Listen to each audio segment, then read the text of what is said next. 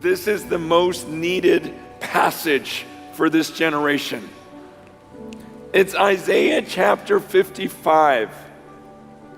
Isaiah 55, verses 8 and 9. Listen to what God says. He says, "For my thoughts are not your thoughts, neither are your ways my ways, declares the Lord.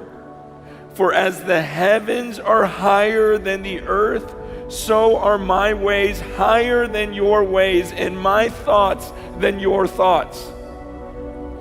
I think this is so big for this generation, for us in this room, for the church to understand today that God says His thoughts are not the same as our thoughts.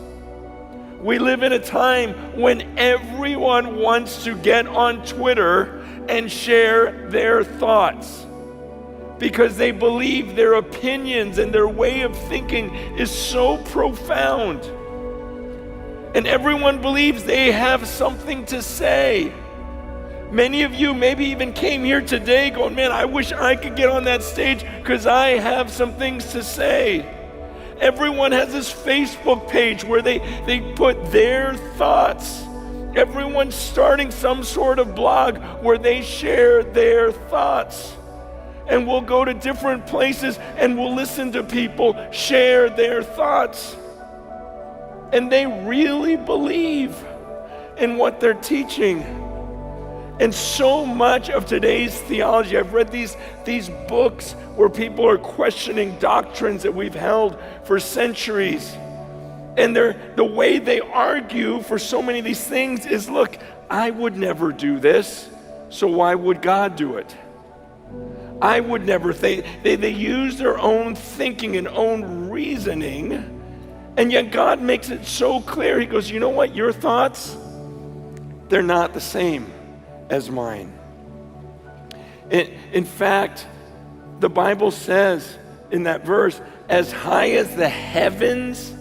Okay, the heavens, he's talking about the stars. He's talking about everything you see up there. So even the sun, which is relatively close to us compared to the other stars and planets out there, the sun is 93 million miles away right now. I don't know what kilometers that is, but a lot more than that. Okay, so 93 million miles away is this ball of fire. So imagine how far away that is from us. And God says, the way that I think, my thoughts, that's how much higher my thoughts are than yours. That's why this book is so important and so precious to me.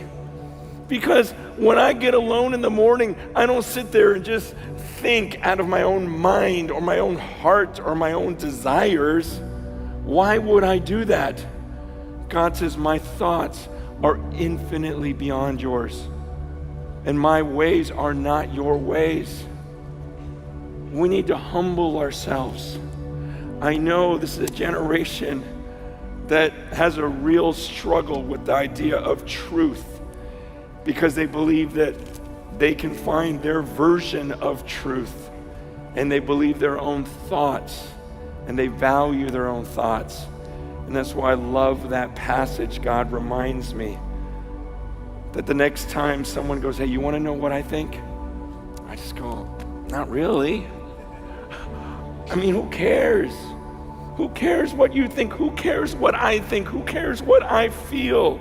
Who cares what I think is right? I'm a human being that's existed for 50 years. And God says his thoughts are eternal and immeasurably greater than mine.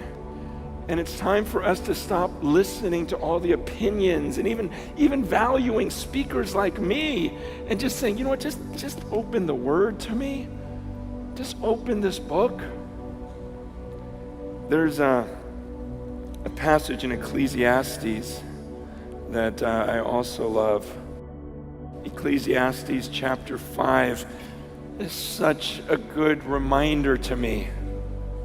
He says this, Ecclesiastes 5, verse 1. Guard your steps when you go to the house of God. To draw near to listen is better than to offer the sacrifice of fools, for they do not know that they are doing evil. Do not be rash with your mouth, nor let your heart be hasty to utter a word before God. For God is in heaven, and you are on earth. Therefore, let your words be few. He says, let's be careful when we come into the sanctuary of God, when we come into the presence of God.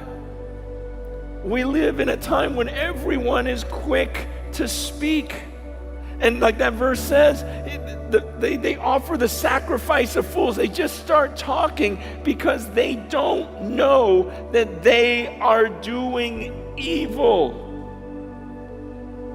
Man, I take that passage seriously because I go, God, I don't want to walk on that stage and just start talking. Because I may be saying things that you don't want me to say. That's why I had you pray for me. Because I don't want to lead you in any direction that is wrong. I don't want to, because Francis has desires. Like, I want you to like me. That's just my human nature. I want to be liked. I want to be accepted. I want to be popular.